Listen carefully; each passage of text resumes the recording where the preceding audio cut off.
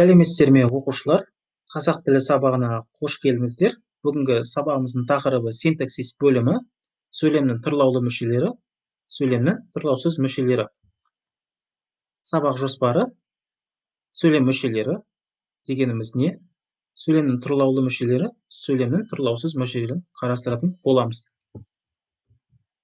Сөйлем мүшелері, сөйлем құрауға қатысқан толық мағыналы, белгілі бір сұраққа жауап беретін және сөйлемдегі басқа сөздермен байланысып тұратын сөздерді айтамыз. Сөйлем мүшелері атқаратын қызметіне қарай екі үлкен топқа бөлінеді. Тұрлаулы мүше және тұрлаусыз мүше. Бірінші тұрлаулы мүше сөйлем құрауға негіз болатын мүшелер. Оның екі түрі бар: бастауыш пен баяндауыш. Екінші тұрлаусыз мүше өздігінен сөйлем құрай алмайды, тек сөйлемдегі ойды толықтырып тұратын мүшелер. Оның үш түрі бар: анықтауыш, толықтауыш және пысықтауыш. Сөйлем мүшелері құрамына қарай үш топқа бөлінеді: дара мүше, күрделі мүше және үйірлі мүше. Дара мүше өзі аты айтып тұрғандай толық мағыналы бір сөзден болған мүше. Мысалы, дала қараңғы деген сөйлемді алатын болсақ, бұл жерде бастауышта, баяндауышта бір сөзден тұр. Күрделі мүше күрделі сөзден тұрақты тіркестерден және шылаулы тіркестен болған мүшелер. Мысалы, мұғалім келе жатыр сөйлемін алатын болсақ, бұл жерде баяндауыш күрделі сөзден болып, күрделі баяндауыш болып тұр. Үйірлі мүше бірнеше сөзден құралып, бастауыштық, баяндауыштық қатынастан тұратын және бір сөйлем мүшесінің қызмет атқаратын сөздер тобы. Мысалы, жаны сау адам, бақытты адам сөйлемін алатын болсақ, бұл жерде сұрақ бізде қандай адам? Жаны сау адам, бақытты адам қандай адам? Яғни сұрағы қандай? Бұл жерде бастауышта, баяндауышта ажыратылады, сөйтіп бір сұраққа жауап беріп тұр. Сондықтан оны үйірлі мүше дейміз. Сөйлемнің тұрлаулы мүшелері: бастауыш сөйлемде атау септігінде тұрып, іс оқиғаның иесін білдіретін тұрлаулы мүшенің түрі. Сұрақтары кім не, кімдер нелер, кімі несі. Бастауыш ең алдымен зат есімнен жасалады. Мысалы, күн жылынды, досым келді. Екінші есімдіктен: бұл үлкен үй, өзің кел, ешкім жоқ. Сын есім: ақылды ісіне сенеді, сыпайы сырын сақтар. Сан есім: үшеуі сыртқа шықты, 4-2-ге бөлінеді. Етістік: іздеген жетер мұратына, оқу инемен құдық қазғандай. Бастауыш құрылысына қарай үшке бөлінеді.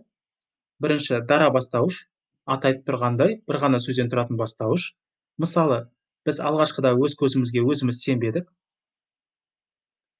Жігіттер аттарын жетектеп, бұлақ басына жақындай берді. Екінші күрделі бастауыш, кемінде екі сөзден тұратын бастауыш. Мысалы, кеншілер сарайы адамға лық толы.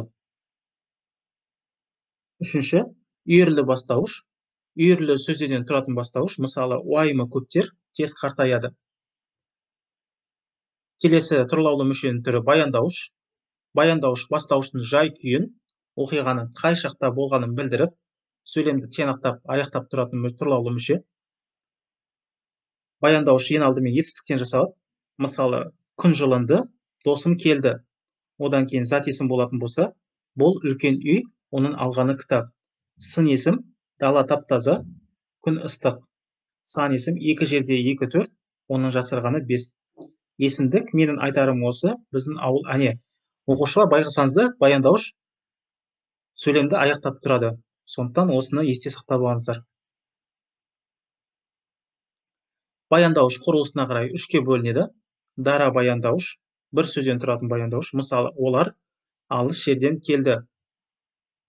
Екінші күрделі баяндауыш, кемінде екі сөзден тұратын баяндауыш.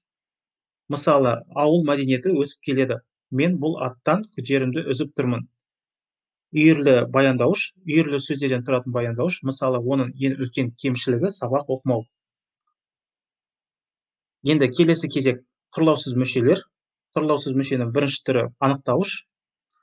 Анықтауыш зат есімнен болған мүшенің сын сипатын анықтап тұрады. Сұрақтары қандай, қай, кімнің ненің, неше, нешінші, қанша, қайдағы, қашанғы деген сұрақтарға жауап береді. Толықтауыш. Толықтауыш іс оқиғаның заттық мағына жағынан сипаттайды. Кімге, неге, кімді, нені, кімде, неде, кімнен, неден, кіммен, немен деген сұрақтарға жауап береді. Қарап отырсаңыздар, тек қана атау мен ілік септіктерінен басқа септіктердің барлық сұрақтарына жауап береді. Толықтауыш мағынасына қарай екіге бөлінеді. Бірінші тура толықтауыш. Тура толықтауыш бізде табыс септік тұлғасындағы толықтауыш болып табылады. Мысалы, суды шын тоқтатар, сөзді шын тоқтатар. Бұл жерде енді табыс септігі бізде кімді, нені деген сұрақтарға жауап беретін болса, суды, иә. Екінші сөзді. Оны ешкімге көрсетпе. Мен кітап оқыдым. Мен кітап оқыдым деген кезде, бұл жерде қарап отырсаңыздар, кітап деп отқанымыз не деген сұраққа жауап беруі мүмкін, бірақ бұл жерде табыс септігі жасырын тұр. Мен кітапты оқыдым. Екінші түрі жанама толықтауыш. Барыс, жатыс, шығыс көмектес септіктері тұлғасындағы және туралы, жөнінде, жайында шылауларымен тіркесіп келген сөздер тұлғасындағы толықтауыш. Мысалы, екі қарт кісімен амандастым. Кіммен амандастым?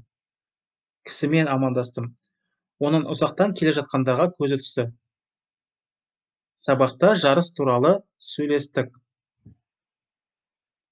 Үшінші, пысықтауыш. Пысықтауыш сөйлемде іс-қимылдың түрлі белгісін, мекенін, мезгілін анықтайтын мүше. Сұрақтары қайда, қайдан, қалай қарай, қашан, қашаннан бері, қалай, қалайша, қайтып, неліктен, не үшін, неге, не мақсатпен, қаншалықты деген сұрақтарға жауап береді екен. Пысықтауыш мағынасына қарай 5-ке бөлінеді. Мекен пысықтауыш, мезгіл пысықтауыш, себеп салдар, сын қимыл, мақсат пысықтауыш. Енді осының әрқайсына жеке-жеке тоқталып өтейік. Мекен пысықтауыш іс-әрекеттің болу орнын, мекенін білдіреді. Қайда, қайдан, қалай, қарай деген сұрақтарға жауап береді. Мысалы, олар жоғары көтерілді. Қайда көтерілді? Жоғары көтерілді. Ауылға қарай аттылы біреу келе жатыр. Қайда келе жатыр? Ауылға келе жатыр. Екінші мезгіл пысықтауыш іс-әрекеттің мезгілін білдіреді. Қашан, қашаннан бері деген сұрақтарға жауап береді. Мысалы, ол түске шейін ұйықтады. Олар қыс бойы демалды. Үшінші түрі себеп салдар іс-әрекеттің себебін білдіреді. Неліктен, не үшін, неге деген сұрақтарға жауап береді. Мысалы, кешке амалсыздан үйге қайттым. Ол отаны үшін өлді. Төртінші, сын қимыл пысықтауыш іс-әрекеттің жүзеге асу амалын, мөлшерін білдіреді.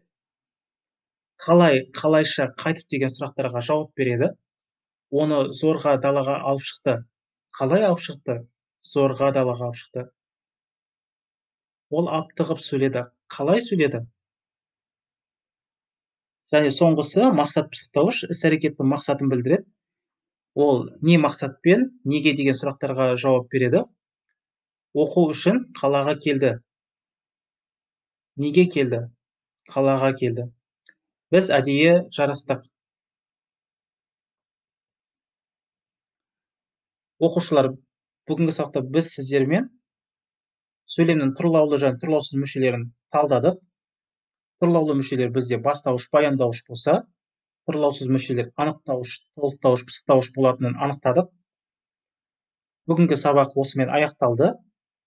Келесі сабақта кездескенше сау саламатта болыңыздар. Назарларыңызға рахмет.